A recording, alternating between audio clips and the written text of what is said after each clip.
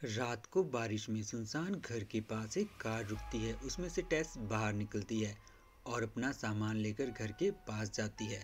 वह lock box खोलती है लेकिन उसमें चाबी नहीं होती। वह बिना चाबी के ही दरवाज़ा खोलने की कोशिश करती है लेकिन वह नहीं खुलता। अब टेस थोड़ा घबरा जाती है। वह आसपास नज़र दौड़ाती है तो उसे अजीब सी खामोशी महसूस होती है। चारों तरफ घर तो हैं लेकिन सभी काले सन्नाटे में डूबे हुए, जैसे वहां सालों से कोई रहा ही न हो। घबराहट में टेस वापस कार में आकर बैठ जाती है। तभी अचानक उस घर की लाइटें जल उठती हैं। हैरान टेस दोबारा दरवाजे तक जाती है और इस बार डोरबेल बजाती है। कुछ देर बाद दरवाज़ा खुलता है और सामने एक अनजान आदमी खड़ा होता है। वह टेस से पूछता है कि वह कौन है और इतनी रात को यहाँ क्या कर रही है। टेस उससे बताती है कि यह घर उसने 1 महीने पहले ही एयरबीएनबी की साइट से बुक किया था। उस आदमी को भी झटका लगता है और वह कहता है कि यही घर उसने होम अवे नाम की वेबसाइट से रिजर्व किया है। दोनों को समझ नहीं आता कि एक ही घर डबल बुक कैसे हो सकता है। टेस उदास होकर वहां से जाने लगती है लेकिन वह आदमी उसे रोकता है और कहता है कि इतनी रात में बाहर भटकने से बेहतर है कि वह यहीं रुक जाए। पहले तो टेस साफ मना कर देती है और कहती है कि वह कोई दूसरा होटल तलाश करेगी। वह आदमी समझाता है कि शहर में इस समय एक बड़ा प्रोग्राम चल रहा है, इसलिए खाली होटल मिलना लगभग नामुमकिन है। काफी सोच विचार के बाद टेस रुकने के लिए राजी हो जाती है।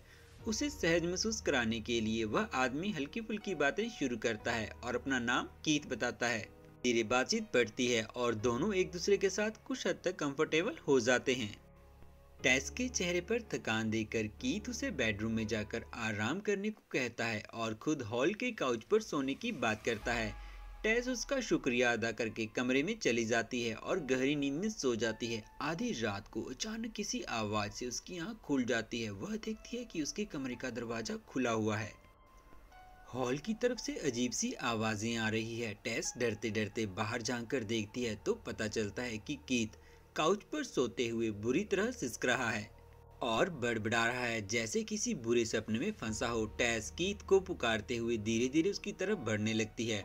उसके पास पहुंचकर उसे जगाने लगती है। तभी कीथ अचानक चीखकर उठ बैठता है जिससे टेस की जान हल्क तक आ जाती है।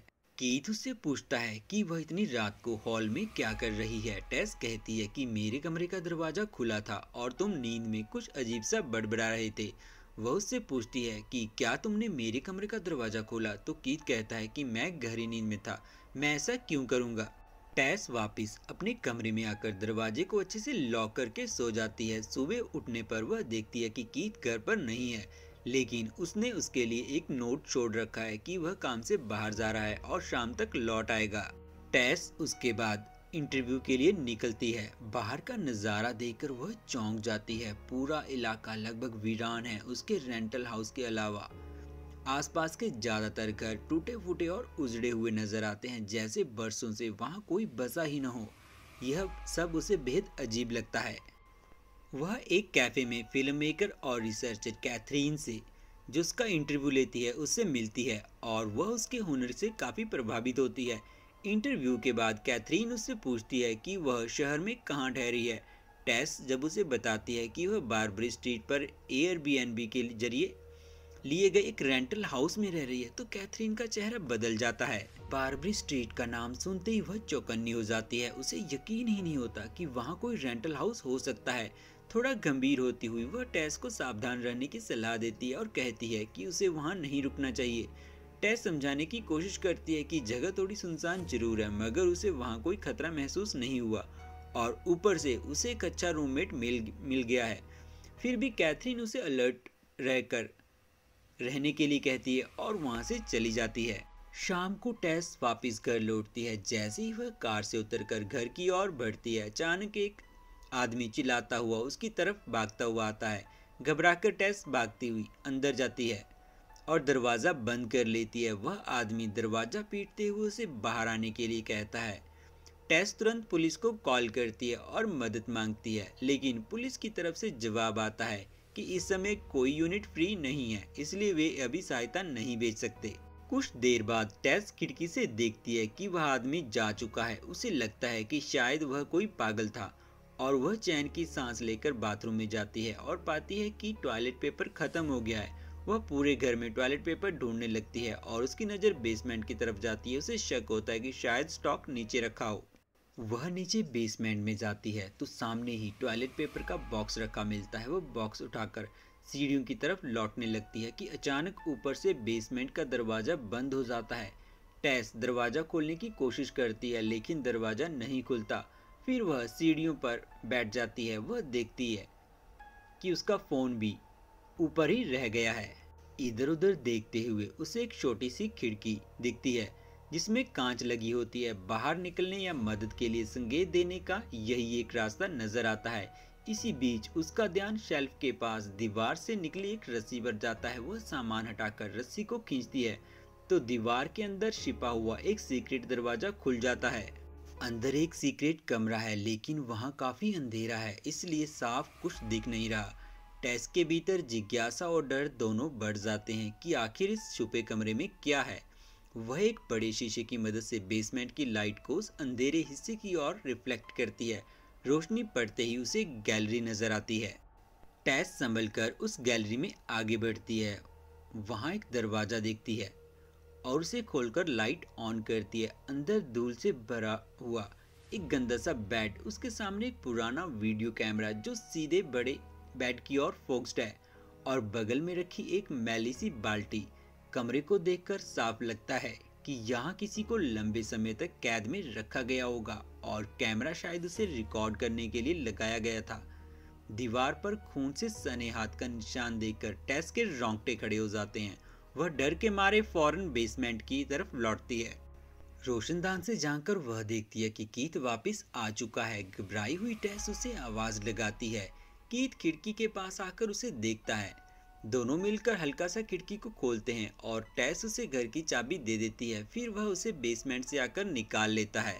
टेस हाँफते हुए कीथ को बेसमेंट के अंदर बने उस सीक्रेट कमरे के बारे में सब कुछ बता देती है और कहती है कि यह जगह बिल्कुल भी सुरक्षित नहीं है और उन्हें तुरंत यहाँ से निकल जाना चाहिए।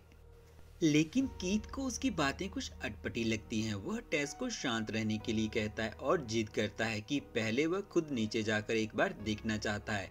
टेस गुस्सा होकर अपना सामान पैक करने लगती है लेकिन कीथ उसे रोकते हुए कहता है कि वह बस थोड़ी देर इंतजार करे, अगर कुछ भी गड़बड़ लगे तो वे दोनों तुरंत निकल जाएंगे। यह कहकर वह बेसमेंट की ओर चला जाता है।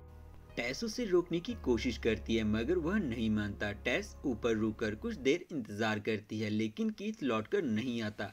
घबराकर वह बेसमेंट के दरवाजे तक पहुंचती है और उसे आवाज लगाने लगती है पर अंदर से कोई जवाब नहीं मिलता। अब टेस को कीथ की फिक्र होने लगती है। वह हिम्मत जुटाकर बेसमेंट में उतरने का फैसला करती है। नीचे जाते समय वह दरवाजे के पास एक कुर्सी फंसा देती है ताकि दरवाजा दोबारा लॉक न हो सके।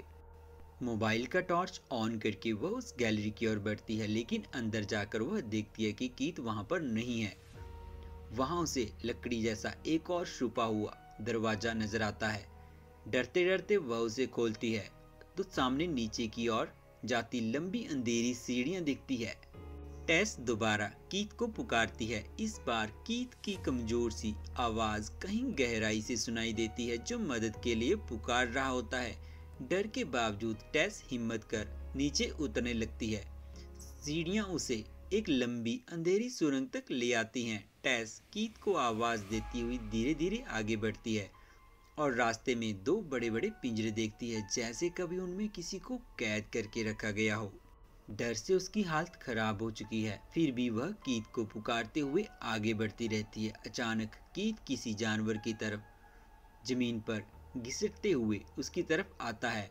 उसे देखकर टेस चीख पड़ती है लेकिन कीथ उसे चुप रहने को कहता है। वह घबराते हुए कहता है कि यहाँ उनके अलावा कोई और भी है और किसी ने उसे काटा है।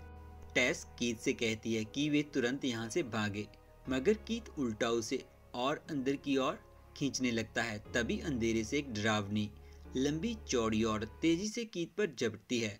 वह कीथ का सिर पकड़कर बुरी तरह से दीवार पर पटकती है और कुछ ही पलों में उसकी जान ले लेती है। यह औरत किसी आदमखोर राक्षस की तरह दिखती है। वह जानवर की तरह गुर्राती हुई टेस की तरफ देखती है और टेस की चीख गले में ही अटक जाती है। 2 हफ्ते बाद उस घर का असली मालिक एजे वहां पहुंचता है।